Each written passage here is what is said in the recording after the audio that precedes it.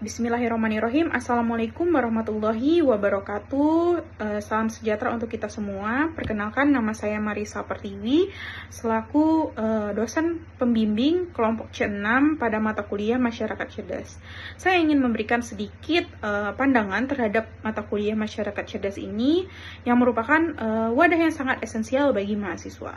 Tujuannya adalah untuk mengembangkan sikap kritis, kreatif, dan inovatif demi menghadirkan solusi yang nyata terhadap berbagai permasalahan yang ada di tengah masyarakat.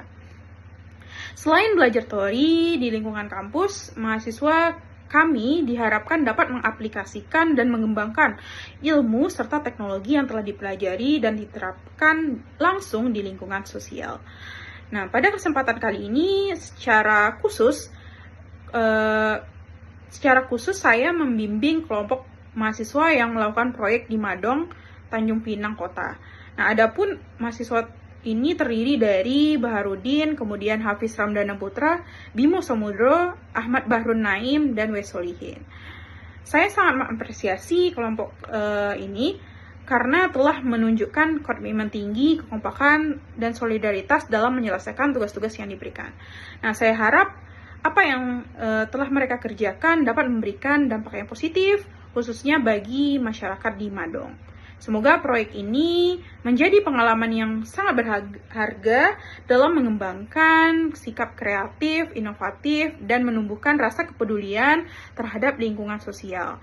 Nah, dan semoga ini menjadi langkah awal yang nyata untuk meneruskan serta memberikan kontribusi positif terhadap kemajuan masyarakat. Terima kasih. Assalamualaikum warahmatullahi wabarakatuh.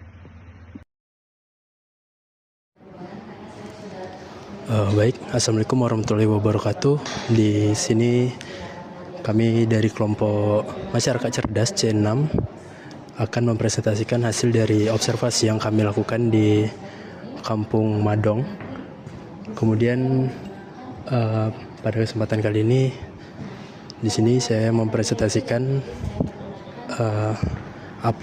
inovasi yang sudah saya buat, yaitu aplikasi deteksi cuaca. Di sini saya bernama Ahmad Bahrun Naim dengan NIM 22010200106.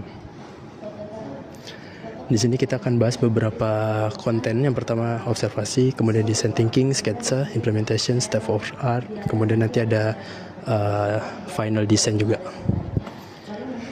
Oke, jadi di sini kami melakukan konservasi di Kampung Madong.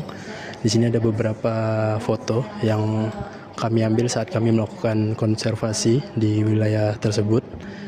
Ada masjid, kemudian ada di foto kedua itu ada pertambakan ikan dan ada rumah-rumah warga.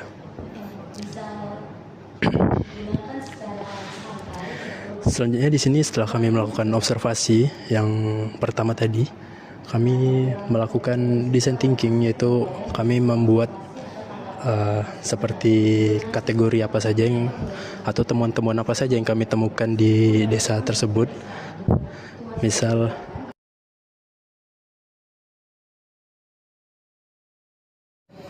baik, jadi di sini saya mengambil misalnya ada di sana masalah tentang alam yang saya ambil untuk topik dari inovasi yang saya buat.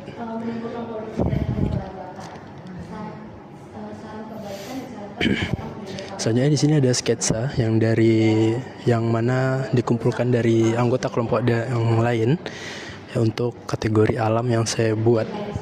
Ada misalnya di gambar yang pertama itu ada alat pendeteksi kecepatan angin, kemudian ada alat untuk pendeteksi gempa.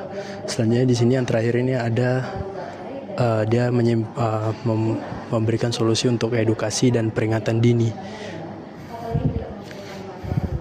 Di sini saya mengajukan dua inovasi. Yang pertama itu membuat suatu poster untuk peringatan siaga bencana dan membuat sebuah aplikasi yang dimana aplikasi ini nanti bisa digunakan untuk warga setempat untuk tentang peringatan bencana yang bisa terjadi di sana.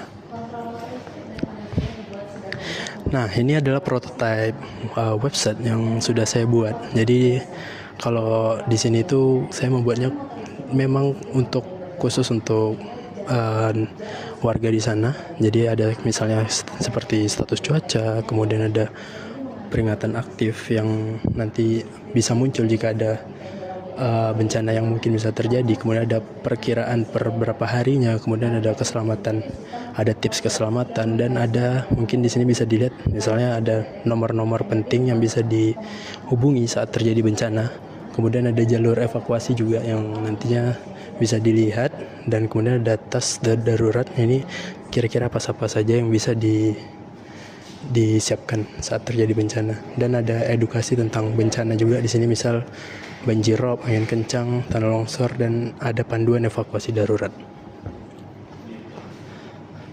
Di sini saya melakukan user testing ke salah satu warga di sana, yaitu RT di Kampung Madong. Di kesempatan ini saya memaparkan inovasi yang saya buat, dan juga saya melihat respon yang cukup baik dari Bapak RT tersebut. Di sini ada resume yang sudah saya buat, yang dimana di sini feedback yang diberikan oleh Pak Mustafa sebagai RT di Kampung Madong. Yang pertama itu feedback yang beliau berikan adalah sudah bagus dan akan sangat berguna, tetapi beliau memberikan masukan kalau bisa untuk wilayahnya itu dikhususkan untuk di Kampung Madong itu atau wilayah sekitar kampungnya, misalnya Senggarang gitu, bukan secara umum di Tanjung Pinang. Dan saya kategorikan feedback tersebut sebagai saran dan masukan. Kemudian dengan analisis dengan cakupan wilayah itu terlalu luas, jadi takutnya tidak sesuai dengan apa yang terjadi di lapangan secara langsung. Kemudian untuk tindak lanjutnya yaitu dengan membatasi wilayah yang dicakup hanya itu wilayah Madong atau wilayah sekitarnya saja yang terdekat. Dan ini bisa dibilang feedback yang sangat harus diprioritaskan.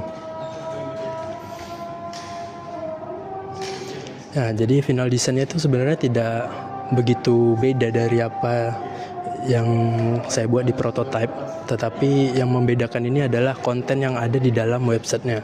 Seperti yang saya bilang tadi, dibatasi untuk wilayahnya. Baik, mungkin sekian dari saya. Jika ada kekurangan dan kesalahan saya mohon maaf. Wabillahi taufiq wal hidayah. Wassalamualaikum warahmatullahi wabarakatuh.